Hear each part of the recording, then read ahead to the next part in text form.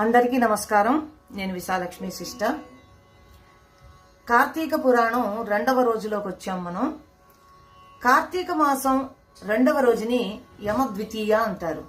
ఈ రోజు సోదరీమణులు అంటే అక్కా చెల్లెళ్ల ఇంటికి అన్నదమ్ములు వెళ్లి వారి చేతి భోజనం చేసి తమ శక్తికి తగ్గ కానుకలు వారికి ఇచ్చి రావాలి. దీనినే భగినీహస్త భోజనం అంటారు.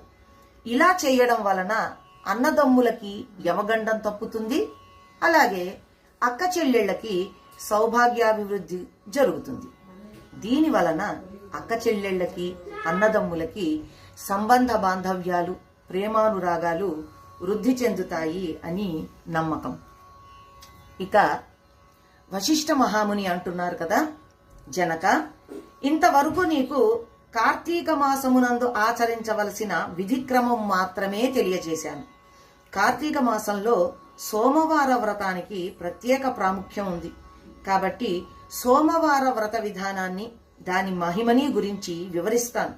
సావధానుడవై ఆలకించు అని చెబుతూ, కార్తీక మాసంలో సోమవారము శివునకు అత్యంత ప్రీతికరమైన రోజు. ఆ రోజున స్త్రీ గాని పురుషుడు కాని ఏ జాతి వారైనా కాని రోజంతా ఉపవాసం ఉండి నదీ స్నానం చేసి తమ శక్తి కొలది దాన ధర్మాలు చేసి నిష్ఠతో శివదేవుడికి బిల్వపత్రాలతో పూజ అభిషేకము చేసి సాయంకాలము నక్షత్ర దర్శనము చేసిన తర్వాతే భుజించాలి. ఈ విధంగా నిష్ఠతో ఉండి ఆ రాత్రి అంతా జాగరణ చేసి పురాణ పఠనం కావించి తెల్లవారిన తర్వాత నదికి వెళ్లి స్నానం చేసి తిలదానం చేసి తమ శక్తి కొలది పేదలకు అన్నదానాన్ని చేయాలి. అలా చేయలేని వారు కనీసం 3 బ్రాహ్మణులకైనా తృప్తిగా భోజనం పెట్టి తాము భుజించాలి. ఉండగలిగిన వారు సోమవారం నాడు 2 పూటల భోజనం కాని ఏ విధమైన పలహారం కాని తీసుకొనకుండా ఉండడం కూడా మంచిది. ఈ విధంగా కార్తీక మాసమందు వచ్చే సోమవార వ్రతాన్ని చేయడం వలన పరమేశ్వరుడు కైలాస ప్రాప్తి కలిగించి శివ సన్నిధికి చేరుస్తాడు. భర్త లేని వితంతువు సోమవార వ్రతాన్ని చేయడం వలన శివ పూజ చేసినచో కైలాస ప్రాప్తి, విష్ణు పూజ చేసినచో వైకుంఠ ప్రాప్తి పొందగలదు. దీనికి ఉదాహరణగా ఒక ఇతిహాసం ఉంది. దానిని నీకు తెలియచేస్తాను, శ్రద్ధగా విను అని చెప్తున్నాడట. పూర్వకాలాన కాశ్మీర దేశంలో ఒక బ్రాహ్మణుడు ఉండేవాడు. అతడు పురోహిత వృత్తిని చేపట్టి తన కుటుంబాన్ని పోషించుకుంటూ ఉన్నాడు. అతనికి చాలా రోజులకి ఒక కుమార్తె కలిగింది. ఆమె పేరు స్వాతంత్ర నిష్ఠురి.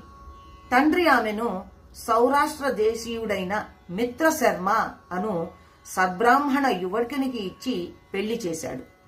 ఆ బ్రాహ్మణ యువకుడు 4 వేదములు శాస్త్రములను అభ్యసించిన వాడైనందున సదాచార పరాయణుడై ఉన్నాడు.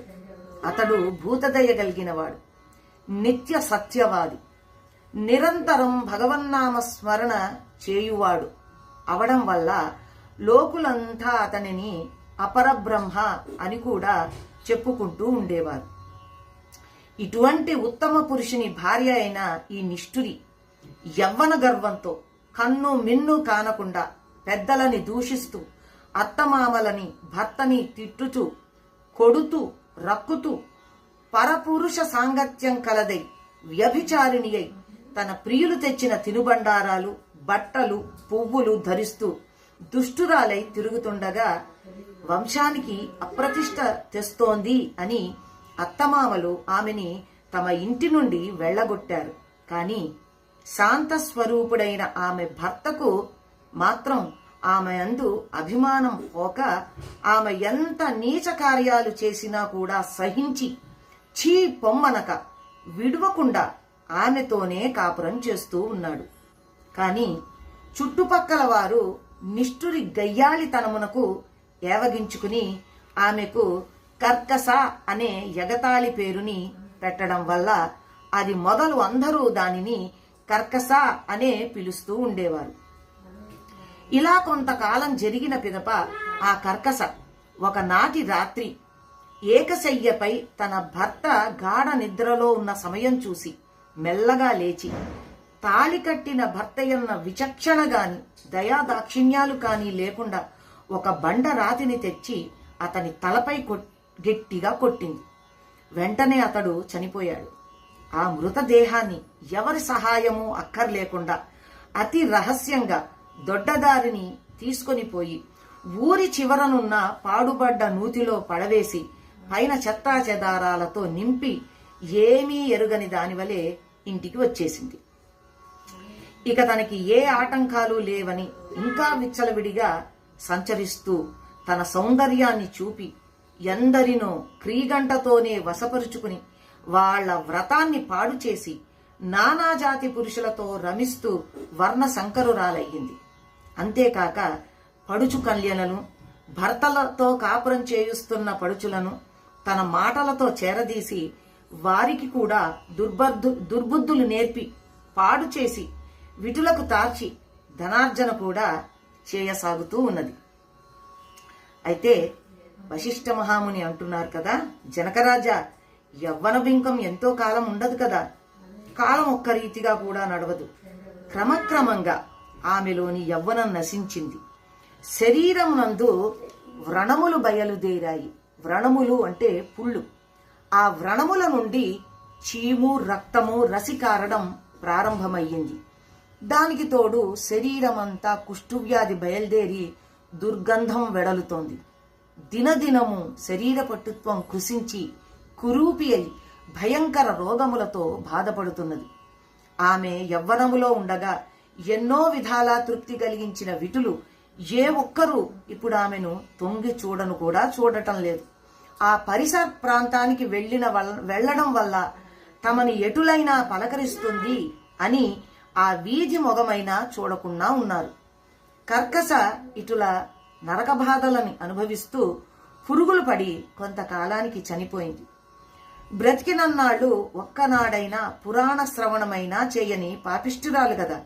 చనిపోయిన వెంటనే భయంకరులైన యమభటులు ఆమెను తీసుకుని పోయి ప్రేతరాజైన యముని సన్నిధిలో ఉంచగా యమధర్మరాజు చిత్రగుప్తుల వారిచే ఆమె పాపపుణ్యముల యొక్క జాబితాని చూపించి, భటులారా, ఈమె పాప చరిత్ర ఇంతింత అని కాదు, వెంటనే ఈమెని తీసుకువెళ్లి ఎర్రగా కాల్చిన ఇనుప స్తంభానికి కట్టివేయండి అని ఆజ్ఞాపించారు.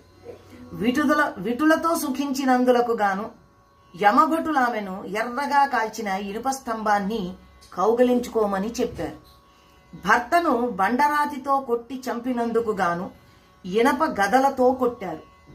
పతివ్రతలను వ్యభిచారిణులుగా చేసినందుకు సలసల క్రాగిన నూనెలో పడవేశారు. తల్లిదండ్రులకి అత్తమామలకి అపకీర్తి తెచ్చినందుకు సీసము కరిగించి నోటిలోనూ చెవుల్లోనూ పోసి ఇనుప కడ్డీలు కాల్చి వాతలు పెట్టారు. తుదకి కుంభీపాకమును నరకంలో వేశారు. అందు ఇనుప ముక్కులు కల కాకులు, విషసర్పాలు, తేళ్లు, జర్రులు అన్నీ కుట్టాయిట.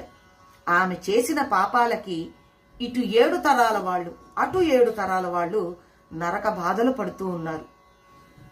ఈ ప్రకారంగా నరక బాధలని అనుభవించి చివరికి కళింగ దేశంలో కుక్క జన్మమెత్తి ఆకలి బాధ పడలేక తిరుగుతూ ఉండగా కర్రలతో కొట్టేవారు కొడుతూ, తిట్టేవారు తిడుతూ, తరిమేవారు తరుముతూ ఈ విధంగా చేస్తూ ఉన్నారు.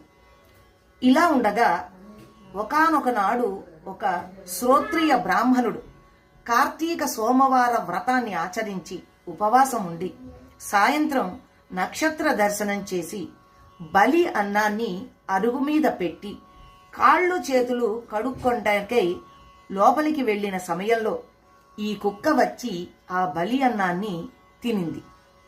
వ్రత నిష్ఠాగరిష్ఠుడైన ఆ విప్రుడు పూజా విధానముచే జరిపించిన బలి అన్నం అవుట వల్ల, ఆ రోజు కార్తీక మాస సోమవారం అవుట వల్ల, కుక్క ఆ రోజంతా ఉపవాసంతో ఉండడం వల్ల, శివ పూజ పవిత్ర స్థానమైన ఆ ఇంట్లో దొరికిన ప్రసాదం తినడం వల్ల ఆ శునకానికి అంటే కుక్కకి అంతకు ముందు ఉన్నటువంటి జన్మల యొక్క జ్ఞానం అంతా కలిగిందిట.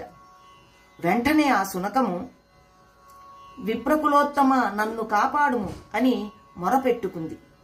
ఆ మాటలను ఆ బ్రాహ్మణుడు విని బయటకు వచ్చి చూడగా కుక్క తప్ప ఇతరులెవ్వరూ అక్కడ లేరు. కాబట్టి తిరిగి అతని లోపలికి వెళ్ళాడు. అప్పుడు ఆ కుక్క మళ్ళీ రక్షించు రక్షించు అని కేకలు వేసింది. మరలా ఆ విప్రుడు బయటకు వచ్చి కుక్కని చూచి ఆ కుక్కే మాట్లాడుతున్నది అని గ్రహించి, ఎవరు నీవు, నీ వృత్తాంతమేమిటి అని ప్రశ్నించాడు. అప్పుడు ఆ కుక్క, మహానుభావ, ఈ పుట్టుకకు వెనుక 15 జన్మలకు ముందు విప్రకులాంగనను నేను వ్యభిచారినిగా అగ్నిసాక్షిగా పెండ్లాడిన భర్తను చంపి వృద్ధాప్యంలో కుష్ఠిరోగినై తనువు చాలించాను. తరువాత యమదూతల వల్ల మహానరకాన్ని అనుభవించి నా పూర్వీకుల పుణ్య ఫలము వల్ల ఈ జన్మలో కుక్క జన్మనెత్తాను, కుక్కనైనాను. ఈరోజు మీరు కార్తీక సోమవార వ్రతము చేసి ఇక్కడ ఉంచిన బలి అన్నాన్ని తినడం వల్ల నాకు ఈ జ్ఞానోదయం కలిగింది. కావున ఓ విప్రోత్తమ, నాకు మహోపకారముగా మీరు చేసిన కార్తీక సోమవార వ్రత ఫలం ఒకటి ఇచ్చి నాకు మోక్షాన్ని కలిగించండి అని ప్రార్థిస్తున్నాను మిమ్మల్ని అని వేడుకొందట. అప్పుడు కార్తీక సోమవారములో చాలా మహాత్యం ఉన్నది అని గ్రహించిన ఆ బ్రాహ్మణుడు ఒక సోమవారం నాటి ఫలాన్ని ఆమెకు ధారపోయగా వెంటనే ఒక పుష్పక విమానము అక్కడికి వచ్చింది. ఆమె అందరికీ వందనం చేసి అక్కడి వారందరూ చూస్తూ ఉండగానే ఆ విమానం ఎక్కి శివ సాన్నిధ్యానికి వెళ్ళిపోయిందట. వశిష్ఠ మహాముని అంటున్నారు, వింటివా జనక మహారాజా? కాబట్టి నీవు కూడా ఈ కార్తీక సోమవార వ్రతాన్ని ఆచరించి శివ సాన్నిధ్యాన్ని పొందు అని హితబోధ చేశారు. ఇంకా ఈ విధంగా చెబుతూ ఉన్నారు. 2వ రోజు పారాయణం ముగిసింది. నమస్కారం.